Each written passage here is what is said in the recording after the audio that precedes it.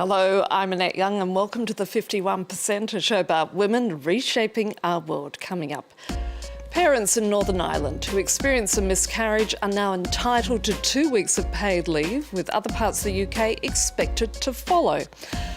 The creative genius that was French author George Sand, and to mark the 150th anniversary of her death, I'll be talking shortly to Fiona Sampson, who's written a book about the cross-dressing writer who also inspired the Brontë sisters.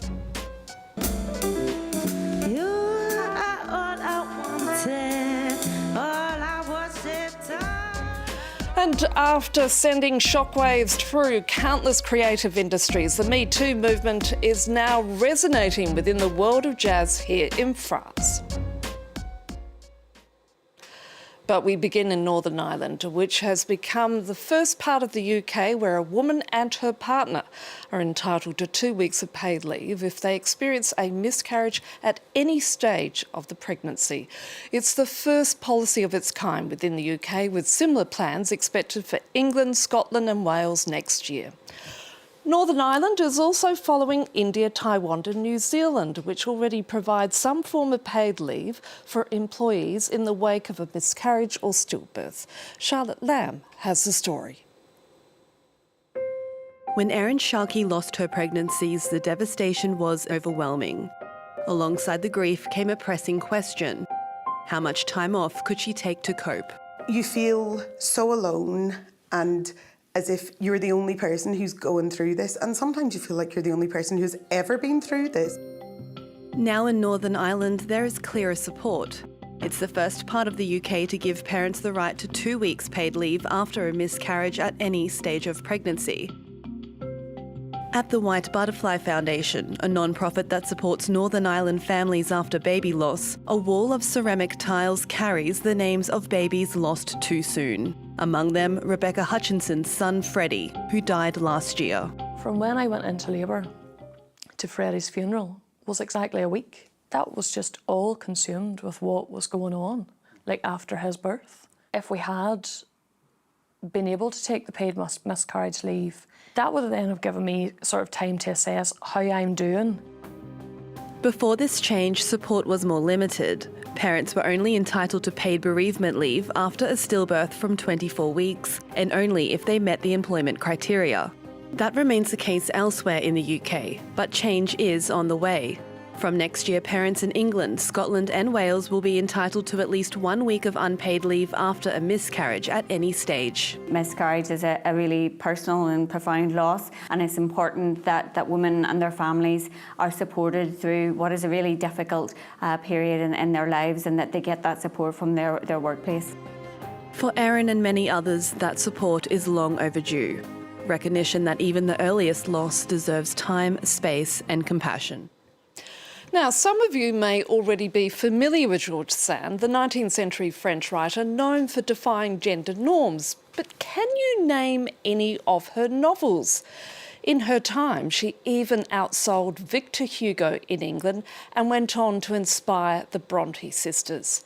And in the year that we mark the 150th anniversary of her death, award-winning British poet and author Fiona Sampson has written a book called Becoming George. Fiona Sampson joins me in the studio today. Fiona, thank you so much for your time. Thank you so much for your interest in George.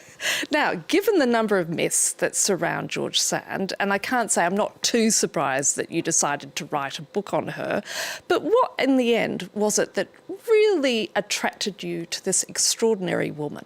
I think it was two things, really. One is a sense of mystery. I used to be a violinist, and George Sand was a name who was somewhere in the background of Chopin's life, and yet stood for a kind of sophistication, a kind of sense of romanticism as a set of ideas and cultural ways of going on, which are kind of the context for music. So there was always a sense that there was more to know about her than simply her relationships. And the other is that she's my third subject. She's the end, I guess, of this trilogy of great romantic women writers, Mary Shelley, Elizabeth Barrett Browning, and now George Sand, who were all women of enormous achievement, who have been, as it were, nudged out of the canon by discussion of their private life. And that seems to me more than coincidence. Indeed. Now, the reality is it would be a struggle these days in the English-speaking world to find any of her books in a bookshop, wouldn't it? Yes, but isn't that partly to do with the Anglophone world? I mean, our famous resistance to literature and translation. And then, of course, the whole stuff about gender, because Les Mis has been a hit in the West End in London for decades. We would be defensive if we were going to admit that we didn't read Victor Hugo or Balzac or Flaubert. We read the men, or at least our literature professors read the men. But that doesn't apply to George Sand. And what's peculiar about that is that George Sand wasn't just a bestseller in her time. All these great minds, all these other great writers saw her as their equal, saw her as, Matthew Arnold called her the greatest mind in European culture since Goethe. They saw her as a serious figure. Why, just because she sometimes wore a frock, has all of that been forgotten? Why did she call herself George Sand, and why did she end up wearing trousers? I think that for her, wearing trousers was not about desire and sexuality. It wasn't a form of sexual cross-dressing, because in her private life, she wore dresses. She wore trousers and, in fact, men's clothes, the whole thing, you know, the top hat and waistcoat and spats, to go out and about in Paris. Although it wouldn't have completely disguised her, it partially disguised her and was not that unusual. In fact, there was a bylaw against cross-dressing because so many young women were using men's clothes to let them go around the city independently, go to places that only men could go. But it was also a costume which said, I'm serious, I'm a writer. I've got a desk at the Figaro. I'm writing just like you guys. I'm not using my feminine wiles to get in to the literary world. It was a way of saying, this is an authorial costume. I'm going to wear it.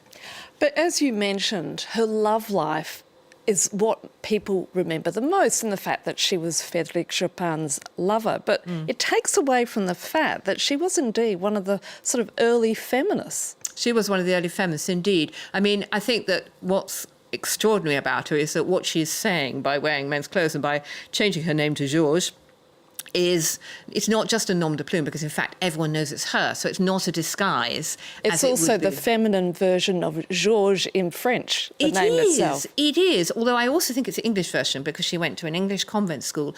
I just think that a woman who excels is a kind of tall poppy, then as now, and so attacks are going to be... There are going to be attacks, and they're going to be ad feminam, because it's her gender that sticks out to the men who would be her rivals. And so there's a lot of horrible corporeal stuff. Nietzsche called her a milk cow. Flaubert, before she became his sort of mentor and supporter and friend, said you couldn't smell the mucus. I mean, it's a disgusted response to her. And I think that is a kind of, you know, well, it's obviously a misogynist reaction. So she has the courage to say, no, I'm going to play by your rules too. There's no difference between us. And then she does it about ecology too. So she's a really important forebear, 200 years ago, 150 years ago she died, for a lot of contemporary thought, a lot of contemporary dilemmas. Fiona Sampson, I'm afraid we're really going to have to leave it there. Thank you so much. Thank you. Now, the Me Too movement has finally reached the French jazz world, shaking up an industry long silent on sexual harassment and sexism. Emily Boyle reports on the women who are refusing to stay quiet and determined to change the status quo.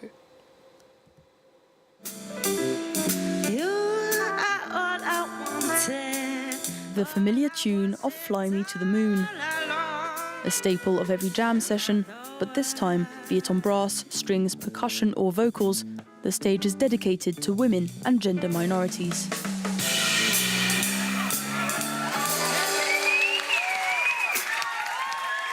Alors on va passer à un premier groupe d'impro total. Angèle au trombone. In 2024, Flore Benguigui left her band L'Impératrice as a result of humiliating and controlling behaviour. Flore and her colleague Sophie Newman have since opened a creative space dedicated to female musicians. the monthly Cherchez la Jam sessions. Il y a un vrai stéréotype de la chanteuse non musicienne. There's a real stereotype about singers, that they're not real musicians or somehow below instrumentalists. I'm a classically trained jazz musician, but I often felt that judgment, so I was really traumatised by jams in general. I never felt truly legitimate or relaxed enough to take the stage. When we started these jam sessions, I felt like it was healing something in me. There are a number of musicians who really stand out, especially in jazz, and we need a bit more female representation. Spaces like these will allow musicians to gain visibility and express themselves more freely. To avoid stereotyping, musicians sign up at the desk instead of putting their hands up, as is usually done in jam sessions.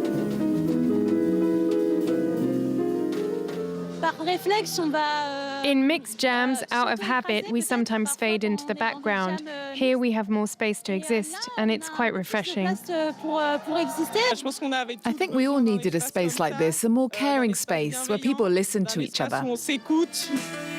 Floor Benguigui has recently released a new album, a fully female-led project. But establishing themselves in the creative world is a challenge for many female musicians, few of whom have received technical training. At the Motor Bar studio in Paris, Les Ingénieuses workshop provides training for a small group of artists so they can become more independent. When you're an up-and-coming artist, you're not really sure of yourself, and you're intimidated by those who know better than you, especially men. What frustrates me is not being able to say, actually, no, that's not where I want to go creatively. Every angle of music production is covered, be it setting up microphones, recording a voice, or sitting down at the mixing desk. We provide them with the knowledge they need to feel capable of working independently on their own projects, to know how to communicate with their colleagues and to affirm themselves in creative conversations.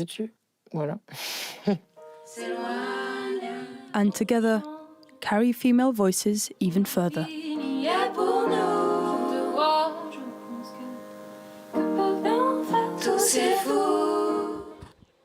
And that's it for this edition, so until our next show, bye for now.